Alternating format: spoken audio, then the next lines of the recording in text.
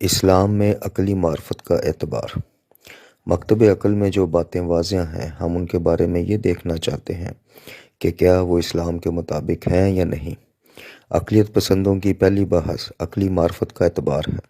اس سے کیا مراد ہے؟ اس سے مراد یہ ہے کہ انسانی عقل اس بات پر قادر ہے کہ اس دنیا کے حقائق دریافت کر سکے، اور عقلی پہچان ہی حقیقی پہچان اور قابل اعتماد و قابل استناد ہے۔ تاہم بہت سے مکاتب عقل کو اس قدر معتبر نہیں سمجھتے۔ اب ہمیں یہ دیکھنا ہے کہ آیا اسلامی علوم سے اس بات کا پتہ چلتا ہے کہ عقل معتبر ہے یا نہیں۔ چنانچہ اسلامی علوم میں ہمیں عقل کے لیے ایسی غیر معمولی حمایت نظر آتی ہے جو دنیا کے کسی اور دین میں دکھائی نہیں دیتی، یعنی دوسرے ادیان کی طرف سے عقل کی اور عقل کی حجت اور معتبر ہونے کی حمایت نہیں کی گئی۔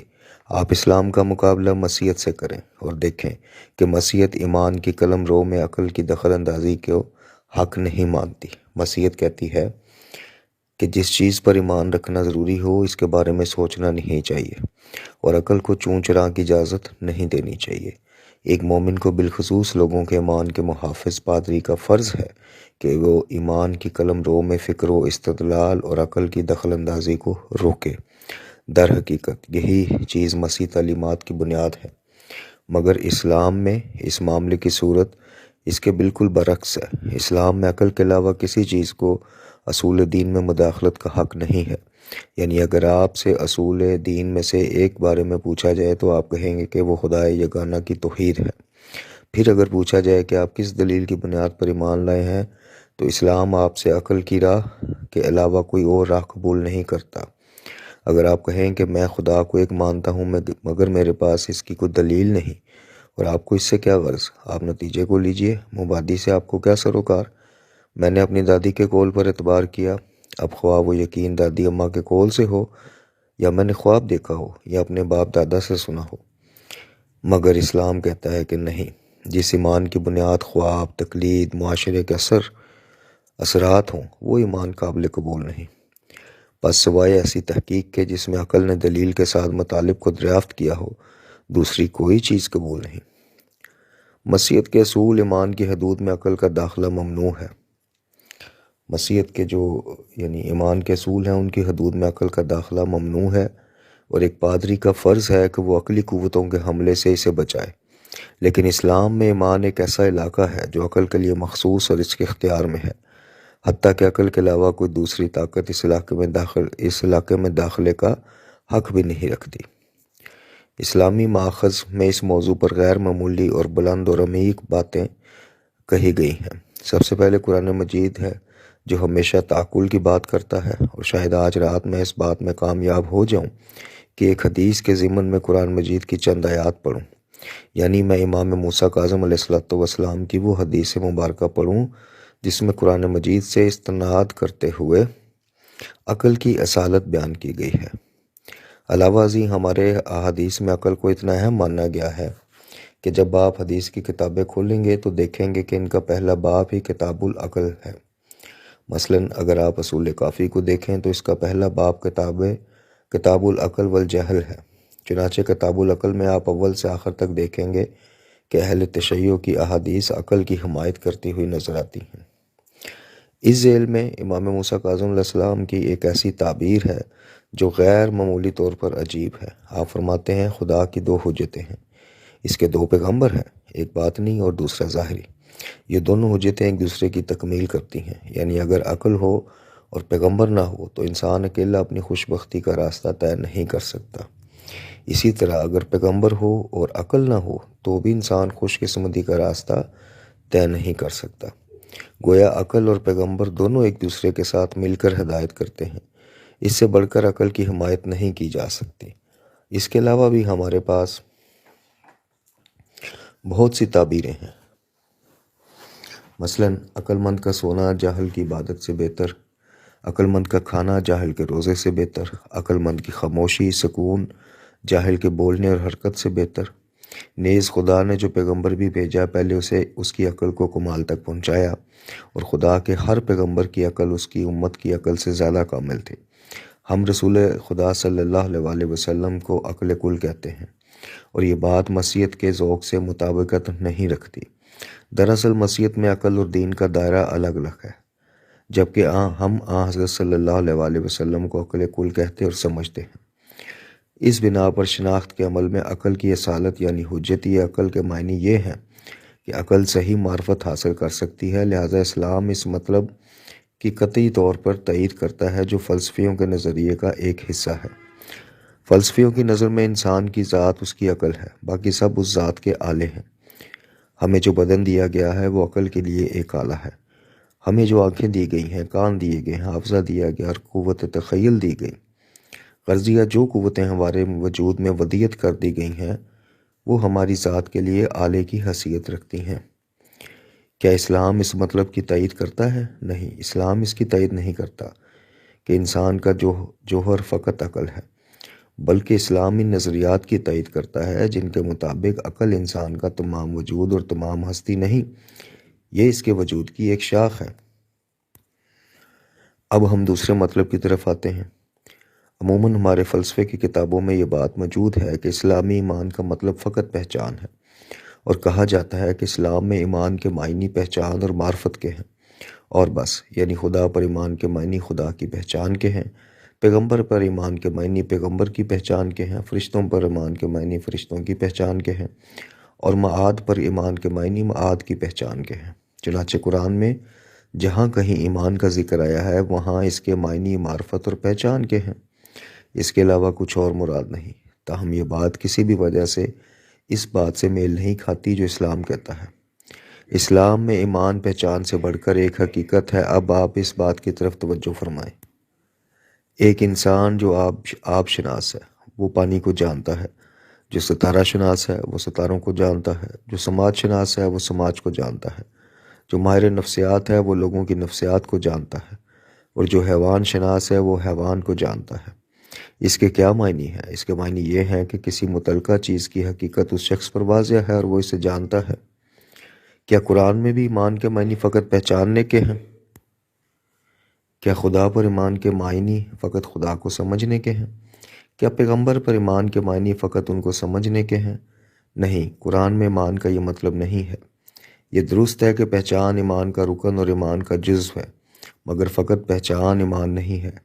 ایمان میلان ہے، ایمان تسلیم ہے، ایمان میں میلان کا عنصر، تسلیم کا عنصر، خضوع کا عنصر اور محبت کا عنصر گندا ہوا ہے، مگر پہچان میں میلان کا کوئی سوال نہیں ہے۔ ایک شخص کے ستارہ شناس ہونے کا مطلب یہ نہیں کہ وہ ستارے کی طرف میلان بھی رکھتا ہے، نہیں، وہ فقط ستارے کو پہچانتا ہے۔ ایک شخص کے معدن شناس ہونے کا مقصد یا مطلب یہ نہیں کہ وہ معدنیات کی طرف میلان بھی رکھتا ہے۔ ایک شخص کے آب شناس ہونے کا مطلب یہ نہیں کہ وہ پانی کی طرف میلان بھی رکھتا ہے۔ ممکن ہے کہ بعض اوقات انسان ایک ایسی چیز کو پہچانتا ہو جس سے وہ بے حد نفرت کرتا ہو۔ آپ دیکھتے ہیں کہ سیاست میں اکثر ایک دشمن اپنے دشمن کو خود سے زیادہ پہچانتا ہے۔ مثلاً اسرائیل میں ممکن ہے کہ وہ لوگ مسلمانوں سے زیادہ ہوں جو عرب شناس اور مسلمان شناس ہوں، حتیٰ کہ بعض ایک معنی میں اسلام شناس بھی ہوں۔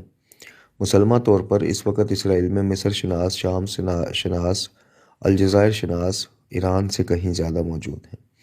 یہ بھی ممکن ہے کہ ایران میں ایک بھی حقیقی مصر شناس نہ ہو، جبکہ اسرائیل میں ایسے سینکڑوں آدمی موجود ہوں۔ لیکن اگر اسرائیل مصر کو پہچانتا ہے تو کیا یہ معنی ہے کہ وہ اس کی طرف میلان بھی رکھتا ہے؟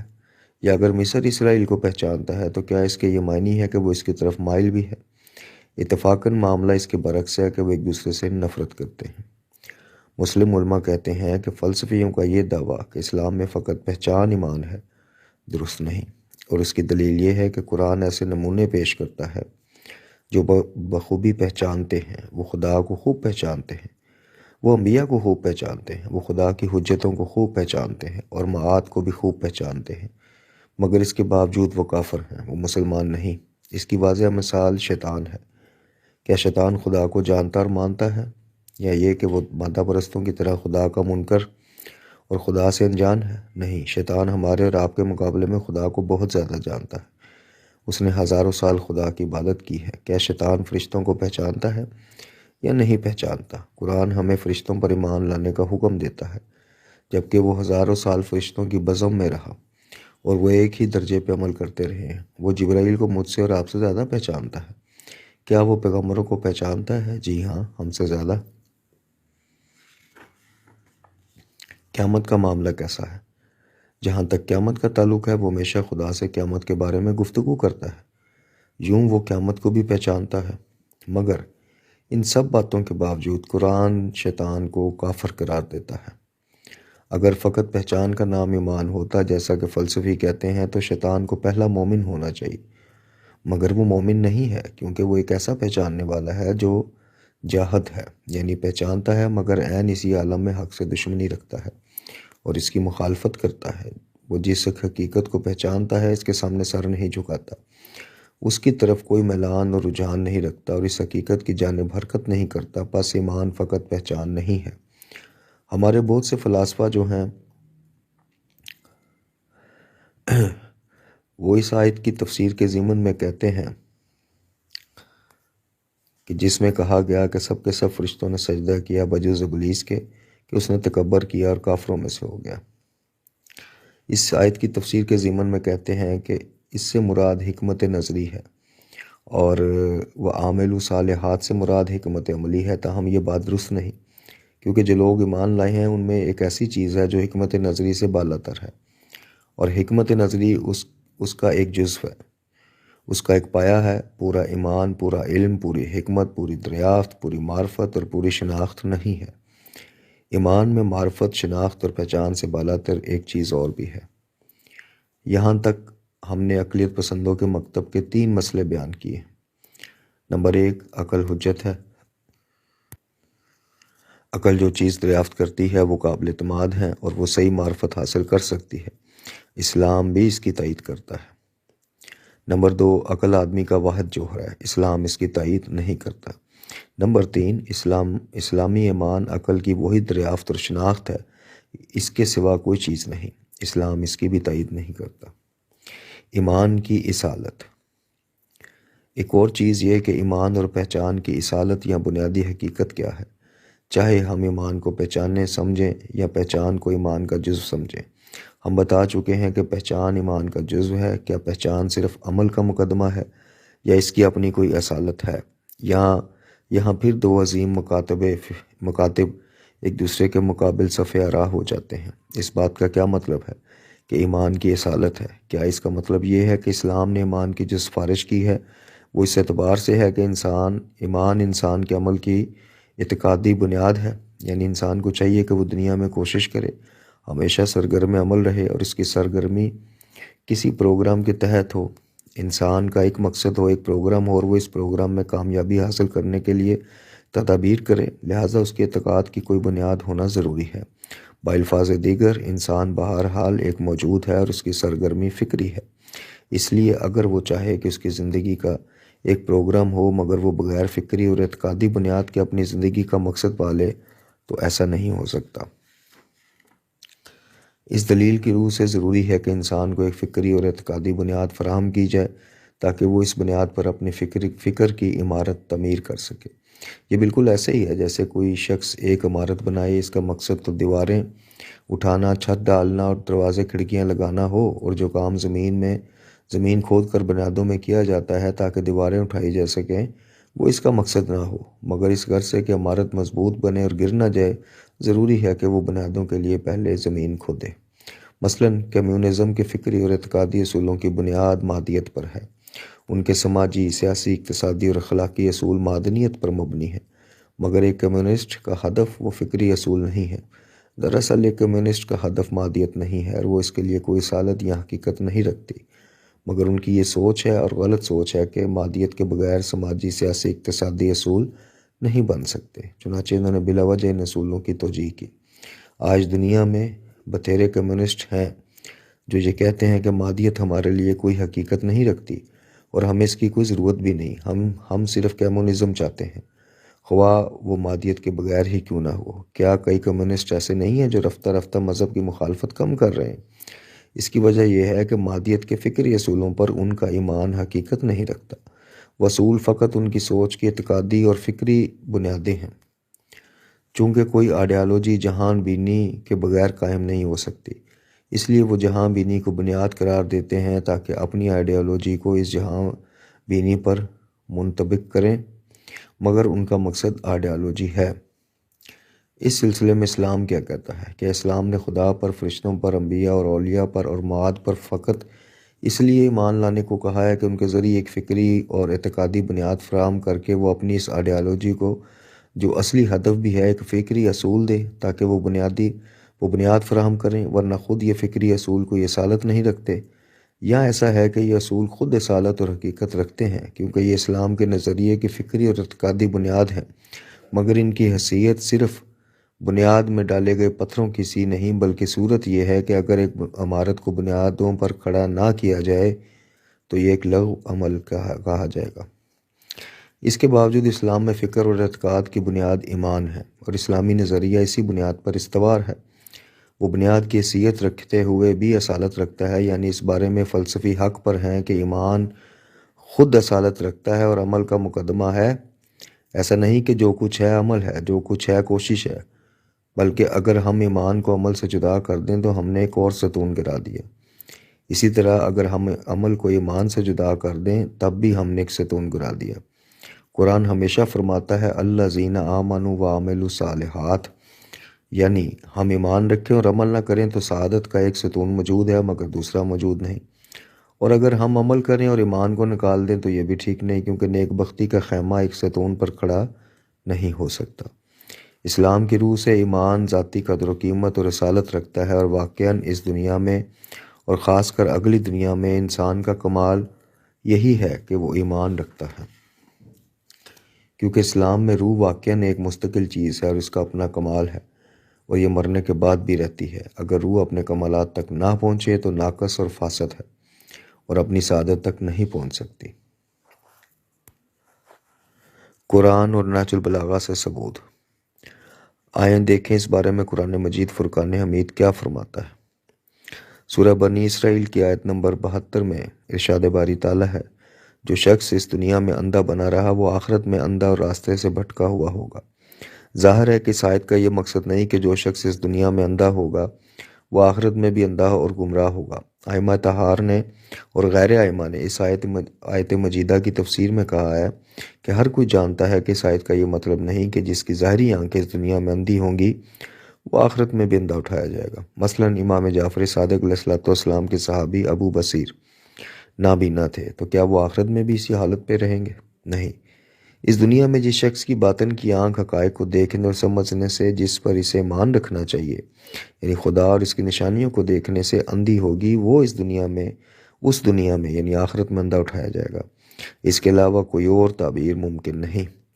فرض کیجئے کہ ایک شخص نے اس دنیا میں سارے اچھے کام جو کرنے چاہیے کیے ہوں، وہ سارے امر بالمعروف اور نہی عن المنکر بجا لایا ہو، اس نے زہد بھری زندگی گزاری ہو، نیز اپنی عمر عزیز خلق خدا کی خدمت میں صرف کی ہو، مگر خدا کا منکر ہو، عالم ہستی کو نہ جانتا ہو اور قیامت کو نہ پہچانتا ہو، تو وہ اندھا ہے، اور بلا شبہ اس دنیا یعنی آخرت میں بھی اندھا ہوگا۔ یہ نہیں کہا جا سکتا کہ ایمان زحمت کا، تلاش کا اور عمل کا مقدمہ ہے، اور جس شخص نے اچھے کام کیے ہیں اگر اس کا ایمان درست نہ ہو تو کوئی بات نہیں، یہ کہنا ٹھیک نہیں، بلکہ ضروری ہے کہ وہ ایمان بھی رکھتا ہو۔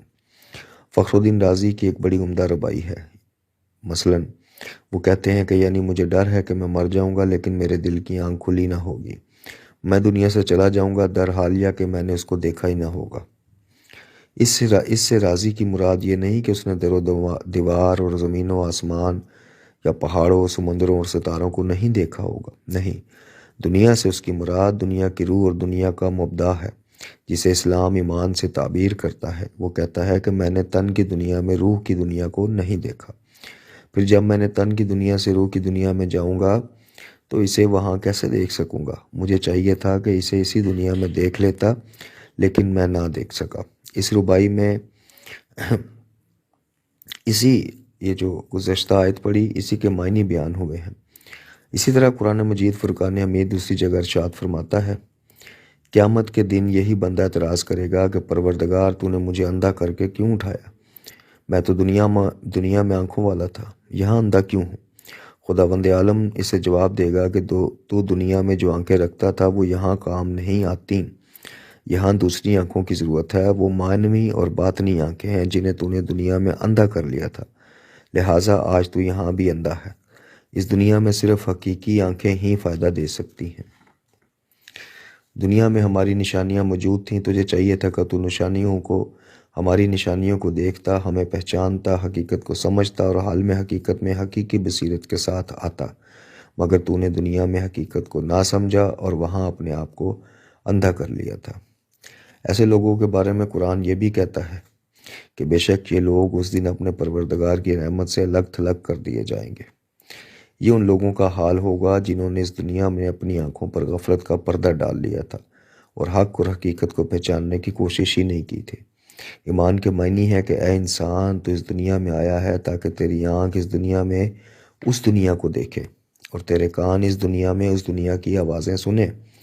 میں نے کئی بار کہا ہے کہ میں بڑا خوش نصیب ہوں جو دیکھتا ہوں کہ ہمارے جوان نہج البلاغہ کی جانب توجہ رکھتے ہیں، لیکن آپ کو چاہیے کہ نہج البلاغہ کے تمام پہلوؤں کو دیکھیں۔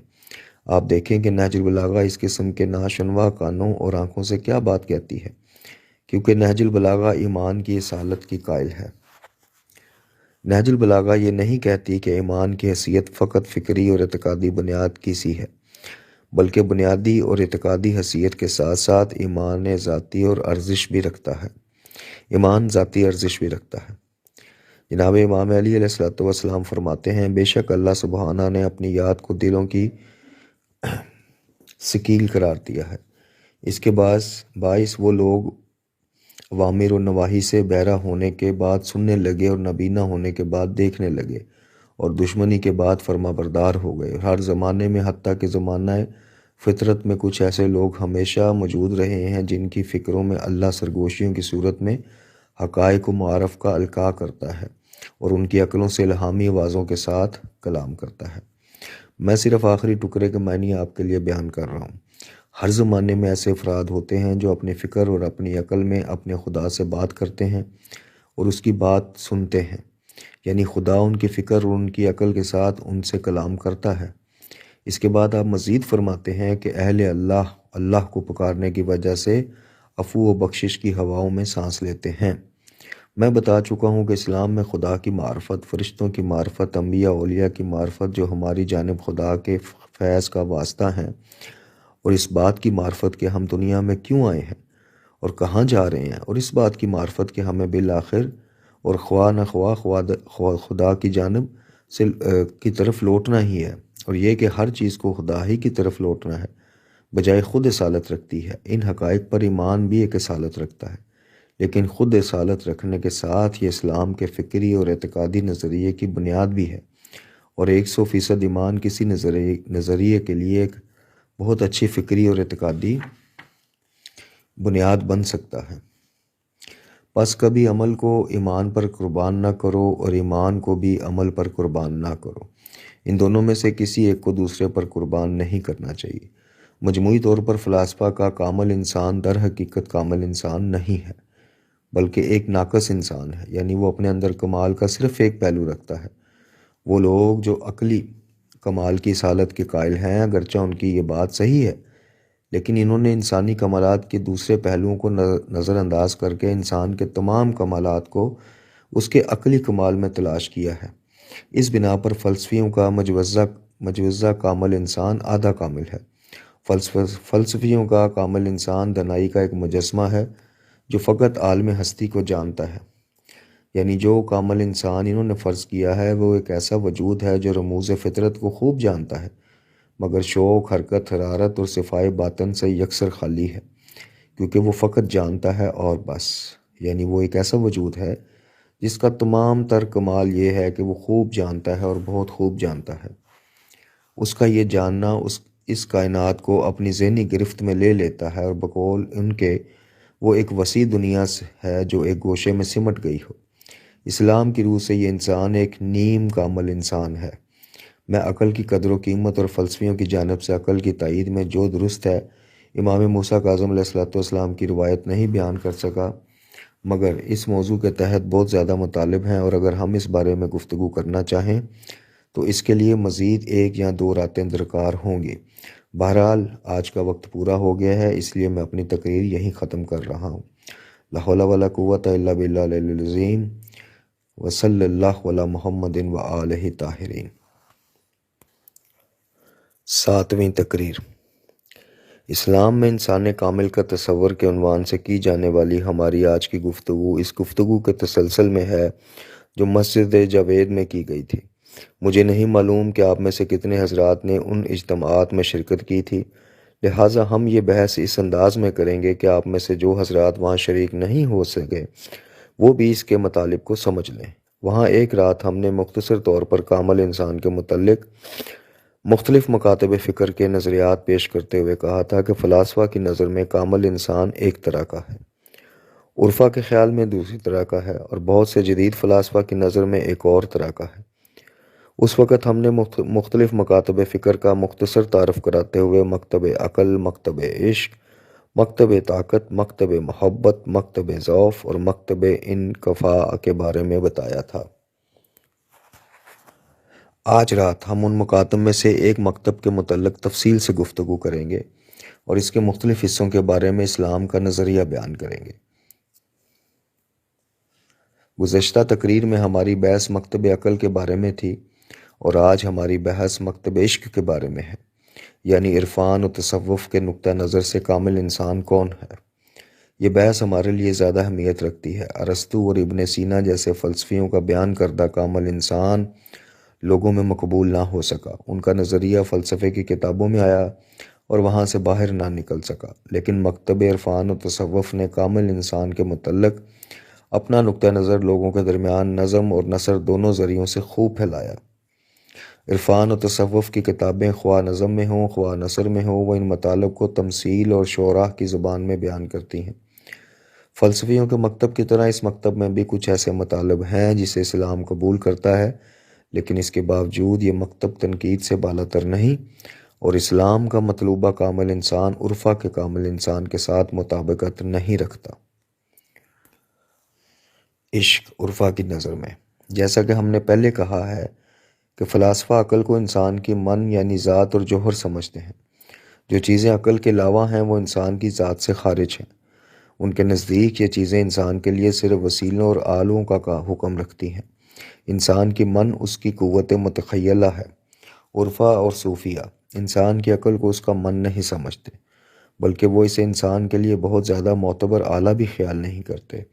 وہ دل کو انسان کی من سمجھتے ہیں۔ البتہ اس میں کوئی شک نہیں کہ عرفا جس چیز کو دل کہتے ہیں، اس سے ان کی مراد گوشت کا وہ لوتھڑا نہیں جو انسان کے سینے میں بائیں جانب دھڑکتا ہے، جس کی پروفیسر برنارڈ جراحی اور پیوند کاری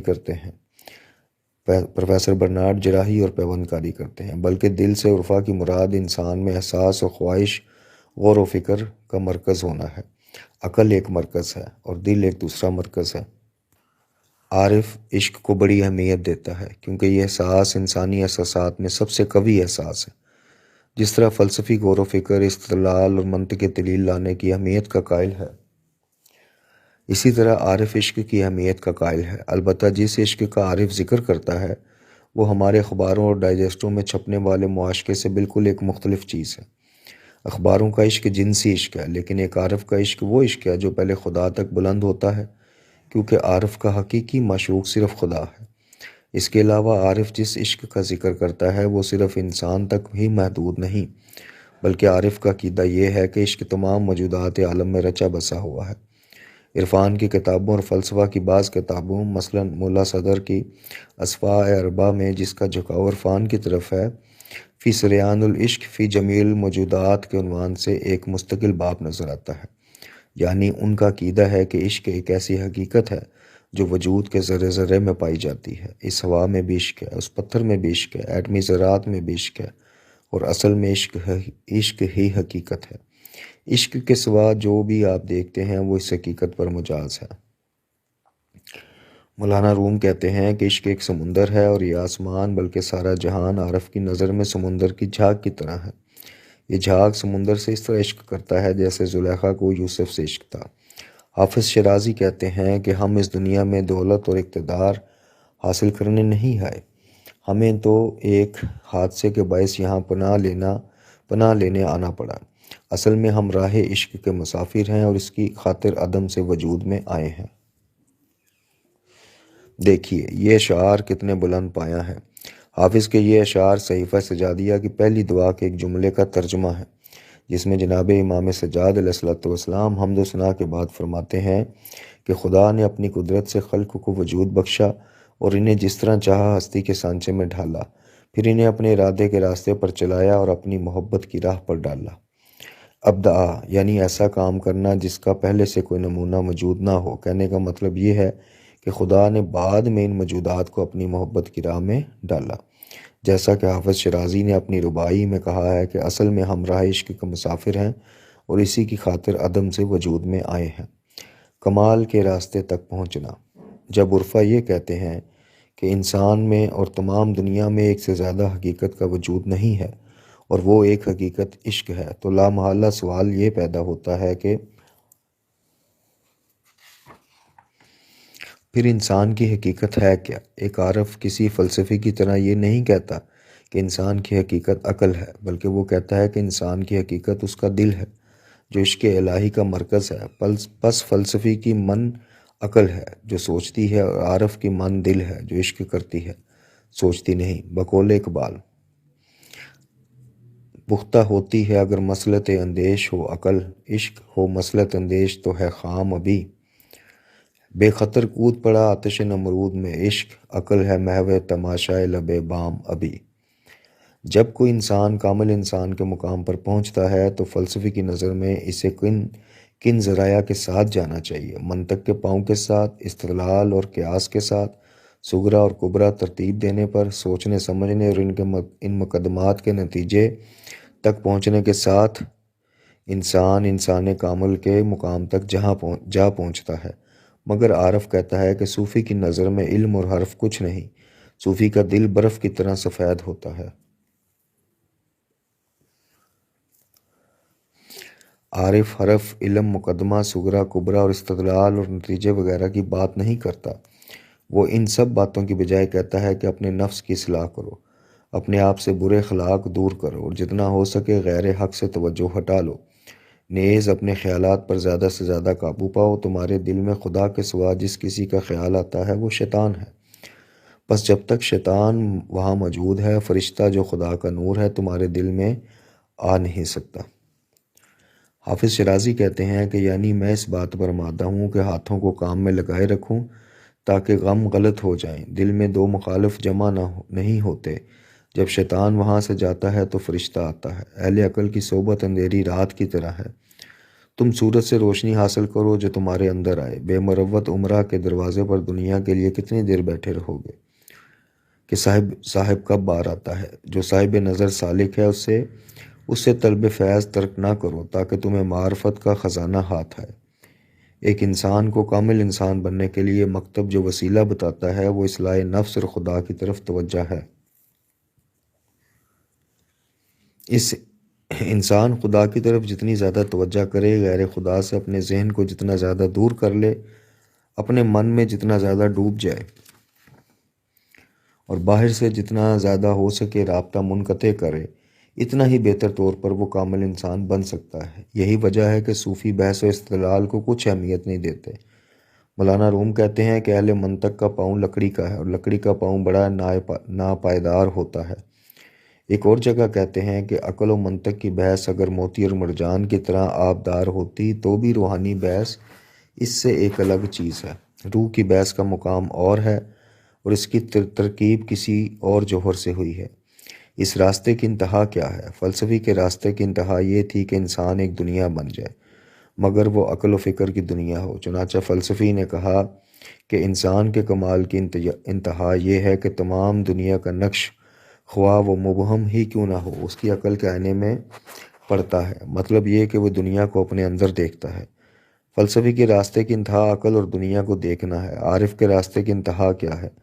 اس کے راستے کی انتہا پہنچنا ہے، دیکھنا نہیں۔ کس چیز تک پہنچنا؟ ذات حق تک پہنچنا۔ عرفا کا عقیدہ ہے کہ اگر سالک اپنے باطن کی صفائی کرے، عشق کے ساتھ حرکت کرے اور راستے کی منازل شیخ یا مرشد کی زیر نگرانی طے کرے تو سالک اور خدا کے درمیان سے پردہ اٹھ جاتا ہے اور خود ان کی تعبیر کے مطابق وہ خدا تک پہنچ جاتا ہے۔ قرآن مجید نے لقاء اللہ کے موضوع پر گفتگو کی ہے اور عرفا نے بھی اس موضوع پر تفصیل سے گفتگو کی ہے۔ میں نہیں چاہتا کہ جلدی میں اس موضوع پر کچھ کہوں کہ کیا اس بات سے کوئی معنی بھی ہو سکتے ہیں یا نہیں، مگر عارف کسی حال میں یہ نہیں کہتا میں ایسے مقام پر پہنچ جاؤں جہاں فکر کی ایک دنیا ہو اور وہ آئینہ بن جاؤں جس میں ساری دنیا مجھ میں منعکس ہو جائے۔ اس کی بجائے وہ کہتا ہے کہ میں جا رہا ہوں تاکہ دنیا کے مرکز تک پہنچ جاؤں۔ سورہ انشقاق میں ہے، اے انسان، تو اپنے رب کے حضوری کی کوشش کرتا ہے، پس تو اس سے ملاقات کر لے گا۔ جب تو ادھر کو چلے اور وہاں پہنچ جائے تو گویا تو نے ہر چیز کو پا لیا۔ اللہ کی بندگی ایک جوہر ہے جس کی انتہا آقائی ہے۔ جب تو وہاں پہنچ گیا تو نے ہر چیز کو پا لیا، مگر تو وہاں سے کوئی چیز لینا نہیں چاہتا۔ معمہ یہ ہے کہ تو ایک ایسے مقام پر پہنچ جاتا ہے جہاں تجھے ہر چیز دی جاتی ہے، مگر تو اس ذات کے سوا کسی چیز کی طرف متوجہ نہیں۔ مشہور صوفی ابو سعید ابو الخیر نے کیا میٹھی بات کہی ہے۔ فرماتے ہیں کہ اے خدا، جس کو تیری معرفت مل جائے، اسے زندگی، اولاد، خاندان، مال و متاع سے کیا سروکار؟ یعنی پہلے تو سالک کو اپنا دیوانہ بناتا ہے، پھر اسے دو جہان عطا کرتا ہے، مگر اس وقت وہ دو جہان نہیں لینا چاہتا۔ جب تک وہ تجھے نہیں پہچانتا وہ ہر چیز چاہتا ہے، مگر اس وقت تو اسے نہیں دیتا، اور جب وہ تجھے پہچان لیتا ہے اور جب تو اسے ہر چیز دے دیتا ہے اس وقت وہ کسی چیز کو لینا نہیں چاہتا، کیونکہ اس نے تجھے پا لیا ہے۔ جب اس نے تجھے پہچان لیا اس وقت اگر تو نے اسے تمام چیزیں بخش دے تو وہ کسی چیز کی طرف توجہ نہیں کرتا۔ نہ وہ دینا چاہتا ہے، دنیا چاہتا ہے، نہ وہ آخرت چاہتا ہے۔ وہ صرف تجھے چاہتا ہے کیونکہ تو دنیا اور آخرت سے بڑھ کر ہے۔ تو نے اسے اپنا دیوانہ بنا لیا اور پھر اسے دو جہاں بخش دیے۔ تیرا دیوانہ بھلا دو جہاں لے کر کیا کرے گا؟ یہاں اگر ہم یہ بتانا چاہیں کہ یہ چیزیں اسلام سے مطابقت رکھتی ہیں یا نہیں تو اس کے لیے دامن وقت بہت تنگ ہے، مگر ہمیں یہ ضرور معلوم ہو گیا کہ عرفہ کا مطلوبہ کامل انسان کیسا ہے۔ وہ ایسا انسان ہے جو خدا تک پہنچتا ہے، اور جب وہ خدا تک پہنچ جاتا ہے تو خدا کے تمام اسماء و صفات کا کامل مظہر بن جاتا ہے، اور ایسا آئینہ بن جاتا ہے جس میں ذات حق ظہور کرتی اور جلوہ گر ہوتی ہے۔ مکتب فلسفہ کے ضمن میں ہم نے بتایا تھا کہ وہ انسان جس کو فلسفی کامل کہتے ہیں وہ اسلام کی نظر میں کامل نہیں، نیم کامل انسان ہے۔ اس کے بعد ہم نے بتایا تھا اسلام مکتب فلسفہ کی کن کن باتوں کی تائید کرتا ہے اور کن کن باتوں کی تائید نہیں کرتا ہے۔ اب ہم یہاں یہ بحث کریں گے کہ کیا اسلام میں تہذیب نفس اور تزکیہ نفس کے نام سے کوئی مسئلہ پیش کیا گیا ہے؟ جی ہاں، بے شک قرآن مجید میں سورہ شمس میں 7 قسمیں کھا کر اللہ رب العزت فرماتا ہے کہ جس نے اپنے نفس کو پاک کیا وہ کامیاب ہوا، اور جس نے اسے خاک میں ملا دیا وہ ناکام ہوا، یعنی اس نے اپنے نفس اور روح اور باطن کو تباہ کر دیا۔ علم افاضی، کیا اسلام میں تزکیہ نفس معرفت حق کی جانب ایک راستہ ہے؟ قرآن مجید فرماتا ہے جس نے اپنے نفس کو پاک کیا وہ کامیاب ہوا، لیکن تزکیہ نفس معرفت حق کی جانب ایک راستہ ہے یا یہ کہ معرفت کا راستہ صرف دلیل، برہان اور استدلال ہے، یعنی وہی فلاسفہ کا راستہ؟ بلا شبہ اس حد تک تزکیہ نفس کے راستے کو اسلام کی تائید حاصل ہے۔ رسول اکرم صلی اللہ علیہ وآلہ وسلم کا ارشاد مبارک ہے جسے شیعہ اور سنی دونوں نے روایت کیا ہے، اور وہ مسلمات میں سے ہے کہ آپ نے فرمایا جو شخص 40 شب و روز خالص اللہ کی یاد میں رہے تو اللہ پاک اس کے دل سے اس کی زبان پر علم و حکمت کے چشمے جاری کر دے گا۔ جو شخص 40 دن رات تک اپنے آپ کو خدا کے لیے خالص کر سکے، یعنی 40 دن رات تک خدا کی رضا کے علاوہ کوئی اور خواہش اس کے وجود پر حاکم نہ ہو، یعنی وہ خدا کے لیے بولے، خدا کے لیے آنکھیں بند کر لے، خدا کے لیے خاموش رہے، خدا کے لیے غذا چھوڑے، خدا کے لیے سوئے اور خدا کے لیے جاگے، یعنی اپنا لایا عمل اس طرح ترتیب دے کہ سوائے خدا کے کسی دوسری چیز کے لیے قطعاً کوئی کام نہ کرے، اور 40 دن رات تک ہوا و ہوس کو ترک کر دے، تو وہ حضرت ابراہیم خلیل اللہ کی طرح ہو جاتا ہے جن کے بارے میں قرآن مجید فرماتا ہے کہ بے شک میری نماز، میری عبادت، میرا جینا مرنا سراسر اللہ کے لیے ہے۔ رسول اکرم صلی اللہ علیہ وآلہ وسلم نے فرمایا کہ اگر کوئی شخص اس بات میں کامیاب ہو جائے کہ 40 دن رات تک ہوا و حوض سے مکمل پرہیز کرے اور کوئی کام نہ کرے بجز اس کے کہ وہ خدا کی خوشنودی کے لیے ہو، اور اس کی زندگی خدا کے سوا کسی اور کے لیے نہ ہو، تو 40 دن رات کے بعد معرفت اور حکمت کے چشمے اس کے اندر سے ابلتے اور اس کی زبان پر جاری ہو جاتے ہیں۔ پس معلوم ہوا کہ اسلام بھی اس علم کو قبول کرتا ہے جسے علم افاظی کہتے ہیں، یعنی وہ علم جو انسان کے باطن سے ابھرتا ہے۔ اسلام عقلی علم کو قبول کرتا ہے اور اس کی طرف دعوت دیتا ہے، نیز وہ علم افاظی کو بھی قبول کرتا ہے۔ ارشاد الہی ہے، حضرت موسیٰ نے ہمارے بندوں میں سے ایک بندے کو پایا جسے ہم نے اپنی رحمت سے نوازا تھا اور اپنی طرف سے اسے خاص علم عطا کیا تھا۔ سورہ مبارکہ کہف، آیت کا نشان 65۔ اس نے کبھی بشر سے علم نہیں سیکھا تھا، بلکہ ہم نے علم کو اس کے اندر اور باطن سے ابھارا تھا۔ چنانچہ اسلامی مباحث میں علم لدنی کا کلمہ اسی آیت شریف سے لیا گیا ہے۔ حافظ نے اپنی رمزیہ زبان میں اس حدیث کے معنی بیان کیے، کہتے ہیں کہ ایک سرزمین پر ایک مسافر سحر کے وقت محو سفر تھا۔ اس نے یہ پہلی ایک قرینے کے ساتھ کہی کہ صوفی شراب اس وقت تک صاف ہوتی ہے جب اسے 40 دن تک صراحی میں رکھا جائے۔ رسول اکرم صلی اللہ علیہ وآلہ وسلم نے فرمایا کہ اگر شیاطین بنی آدم کے دلوں کے طرف چکر نہ لگاتے اور ان کے دلوں میں تاریکیاں پیدا نہ کرتے تو یہ اپنے دل کی آنکھوں سے عالم ملکوت کا مشاہدہ کر سکتے تھے۔ جامعہ سادات میں بھی اسی مضمون کی یہ روایت آئی ہے کہ اگر تم لمبی چوڑی باتیں نہ کیا کرتے اور تمہارے دلوں میں خیالی چمن نہ کھلے رہتے تو تم بھی وہ دیکھتے جو میں دیکھتا ہوں اور وہ سنتے کہ جو میں سنتا ہوں۔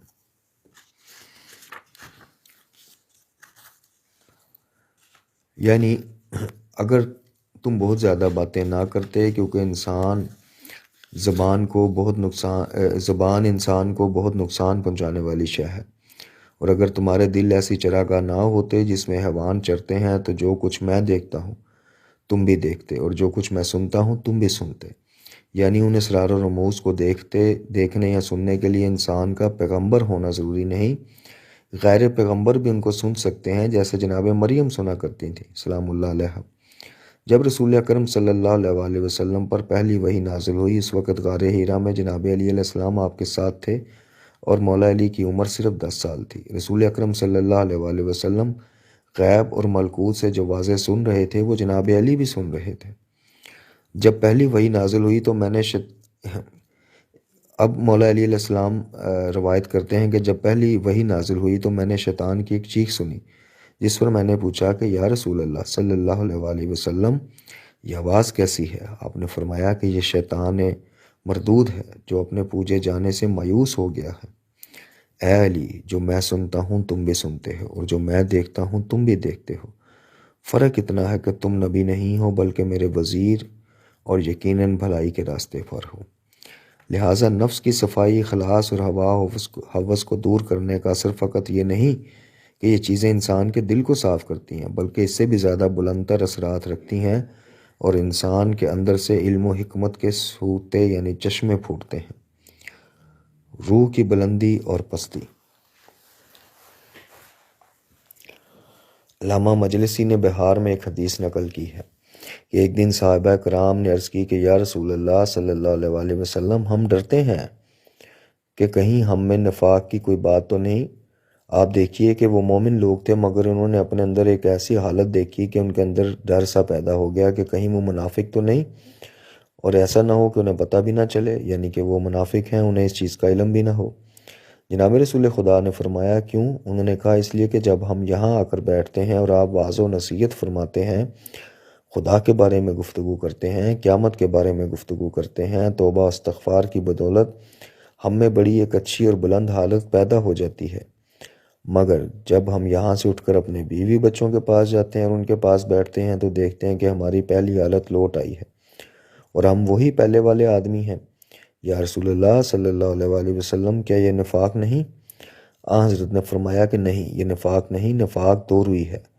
جو کچھ تم کہہ رہے ہو اور جس کیفیت میں تم ہو، دو الگ الگ حالتیں ہیں، یعنی بعض اوقات انسان کی روح بلند ہو جاتی ہے اور اوپر جاتی ہے اور بعض اوقات نیچے آ جاتی ہے۔ البتہ جب تم میرے پاس ہوتے ہو اور میری باتیں سنتے ہو تو تم میں روح کی بلندی کی حالت پیدا ہو جاتی ہے۔ پھر فرمایا کہ میرے پاس تم جس حالت میں ہوتے ہو اگر اسی حالت پر باقی رہو تو فرشتے آئیں اور تم سے مصافحہ کریں، پھر یہ کہ تم پانی پر بھی چل سکتے ہو۔ یہ حالت ایسی نہیں جو تم میں ہمیشہ باقی رہے، اگر تم میں یہ حالت ایک ملکہ کی صورت میں باقی رہے تو تم یقیناً ان مقامات تک پہنچ سکتے ہو۔ یاد رکھیے، ہمارے عرفانی ادب میں جو آج کل دنیا کے ادبی شاہکاروں کا جزو ہے، ساری خوبی اسلام کی بدولت ہے۔ استعمار کے کرندے جو جی چاہے لکھیں، لیکن وہ تمام لطف جو مولوی میں ہے، حافظ میں ہے، سعدی میں ہے، ناصر و خسر و بلخی میں ہے، وہ سب اسلام کی بدولت ہے۔ سعدی نے اس صاف باطنی اور غیبی چیزوں کو دیکھنے اور سننے کی قوت کو ایک اور شکل میں جناب یعقوب علیہ السلام کی زبانی یوں نظم کیا ہے۔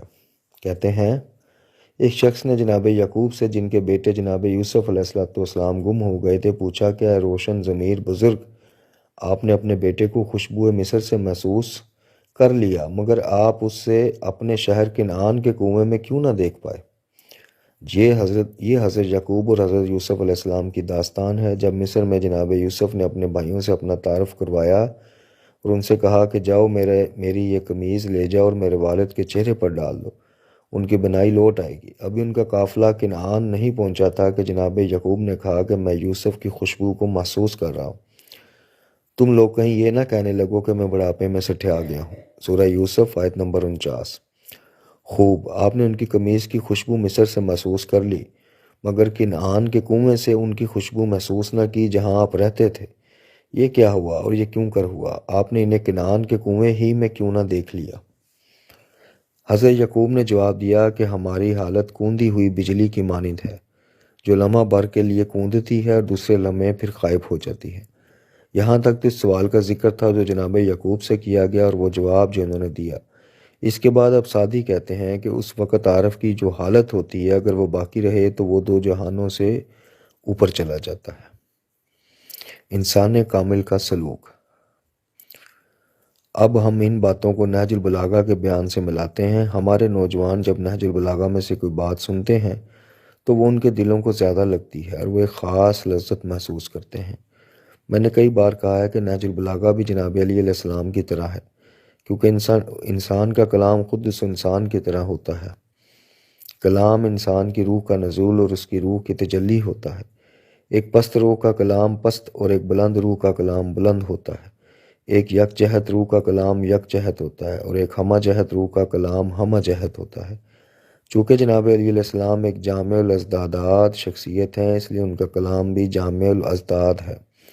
ان کے کلام میں عرفان، عرفان کی روح، فلسفہ، فلسفے کی روح، آزادی خواہی، آزادی خواہی کی روح، شجاعت، شجاعت کی روح، اخلاق، اخلاق کی روح، ہر طرح کی پاکیزہ روحیں موجود ہیں۔ الغرض آپ جو صفت بھی دیکھنا چاہیں اس کی مثال خود جناب علی علیہ السلام ہے۔ آپ اپنے کلام میں سالک کے متعلق فرماتے ہیں کہ ایک سالک نے اپنی عقل کو زندہ رکھا اور اپنے نفس کو مار ڈالا، یہاں تک کہ شرعی ریاستوں سے اس کا جسم کمزور اور اس کی روح لطیف ہو گئی۔ اس حالت میں اس کے لیے ایک مرتبہ بجلی کوندی جس نے اس کے سامنے راستے کو روشن کر دیا۔ اس راستے پر وہ سالک چلتا گیا اور اس کے لیے سعادت اور سلامتی کے دروازے کھلتے چلے گئے۔ نہج البلاغہ خطبہ نمبر 217۔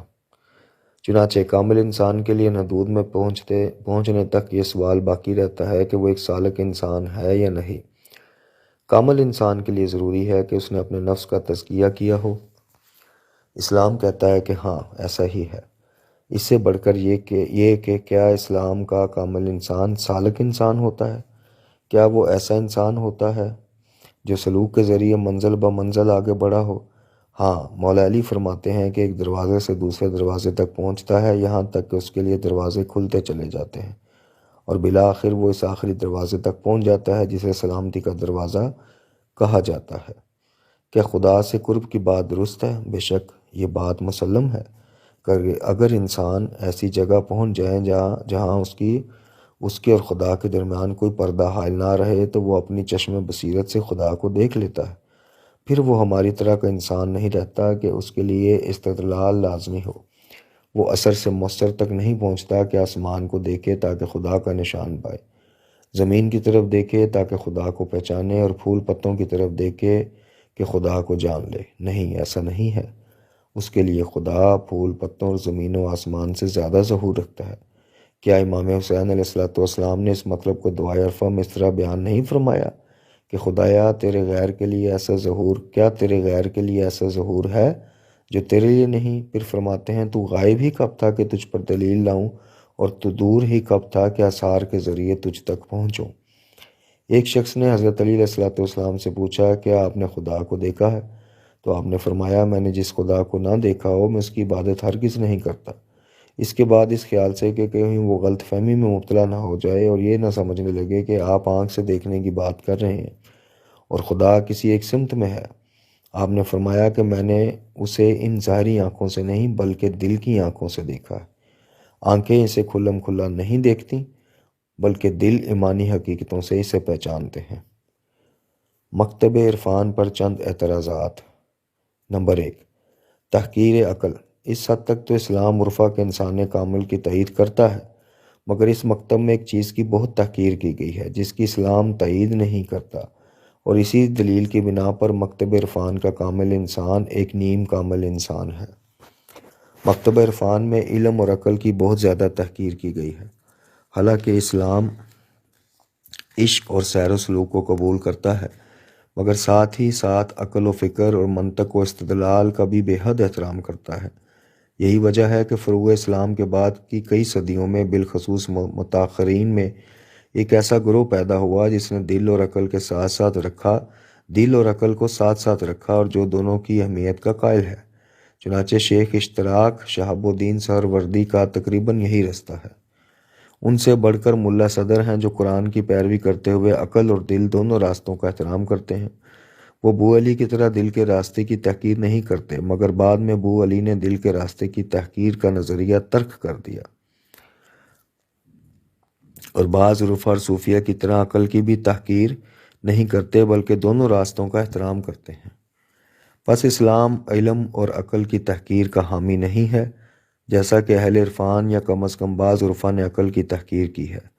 اس تحقیر کو اسلام کی تائید حاصل نہیں۔ قرآن کا کامل انسان وہ ہے جس نے عقلی کمال بھی پیدا کیا ہو، عقلی کمال اس کے کمالات کا ایک جز بھی ہو۔